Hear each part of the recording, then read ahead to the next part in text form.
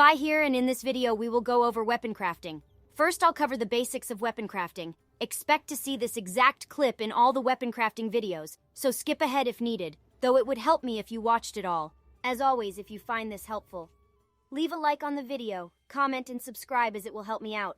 All weapons have a chance of rolling one out of up to 3 passive talents, so you'll always receive one thing like 5 to 13% extra damage against a goblin as the example. The talents can be seen over here. Now, depending on the success of your weapon crafting, you can get anywhere between 5 to 8% on the passive. If it's a great success, this value increases from 11 to 13% for the passive you got.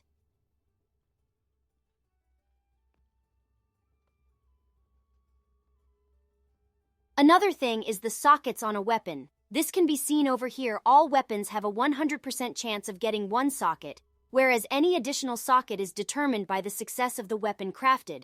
So for an example, if my weapon had a great success when I crafted it, I would have a 50% chance of it being a 3-socket weapon. Or at least that's how I interpret this graph. It's all honestly a little confusing, but in-game it's not necessarily as complicated as I make it sound probably. Another thing about weapon crafting is all weapon archetypes will use the same materials. So a bow uses the same material as a sword, etc. In the top right, we can use tickets and rolling balls to increase the success rate of getting a great success when crafting. The baseline of a great success is 25%.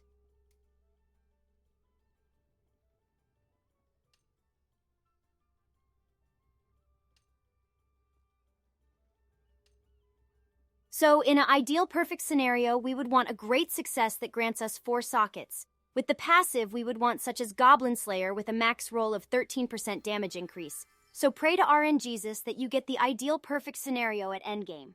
Anyway, let's craft some of these weapons and see our own luck. Terrible luck aside, you don't need the perfect ideal scenario. This is only for people who are interested in min-maxing.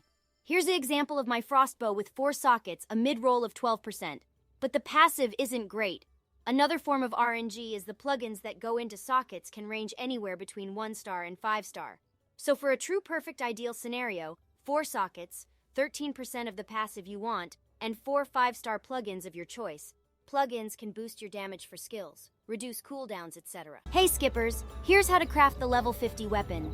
Again though, I hate repeating myself, but if you find this helpful at all, please leave a like on the video, comment and subscribe as it helps my videos reach a wider audience. First, if you don't have the recipe for the weapon, you can obtain it through the 3950 dungeon, aka the level 50 dungeon. It's not necessarily hard to beat. I believe the first dungeon on top is the one that gives it. You should see a sheet of paper as a reward, but just in case, check both dungeons. Second, be aware as of recording this, there is only one type of level 50 weapon, and that is the flame type. The weapon is actually simple to craft, but mostly just really time-consuming and tedious. First material you'll need is 8 high-performance integrated cores, which can be found in Divine Pillar Advanced Survey. That's the 3950 dungeon shown on screen.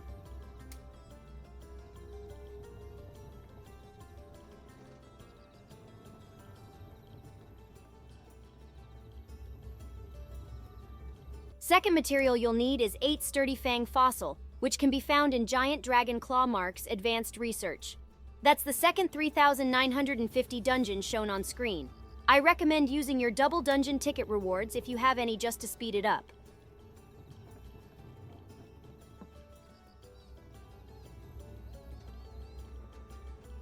Third material you'll need is 15 Goblin Sage Staff, which can be found in Landlight Forest Free Search.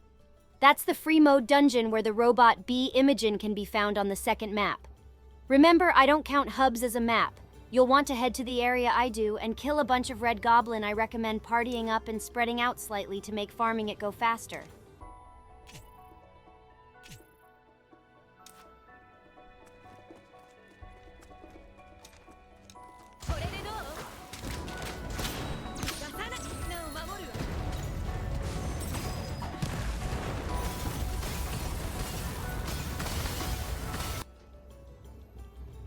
Another tip, if you haven't tried completing the goal for the weapon to award additional Sage Staffs, or use a monster drop rate liquid memory, you can also double dip for max efficiency.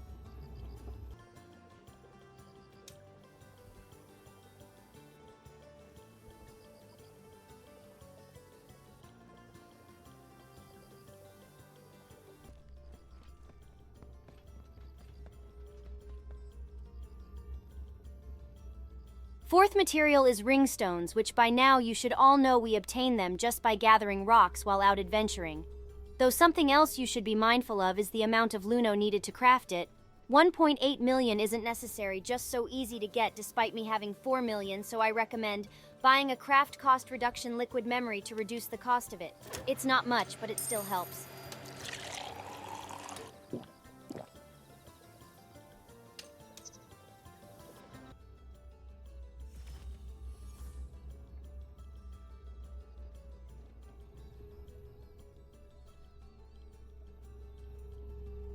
If you still find yourself a little low on Luno, I believe the best money earning method is Quest, though these can be offering money on the higher end and lower end.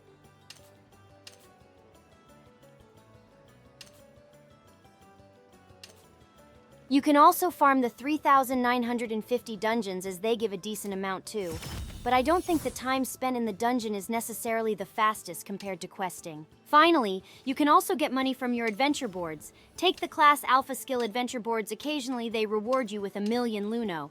But again, these quests are more time consuming and would take a long time to complete.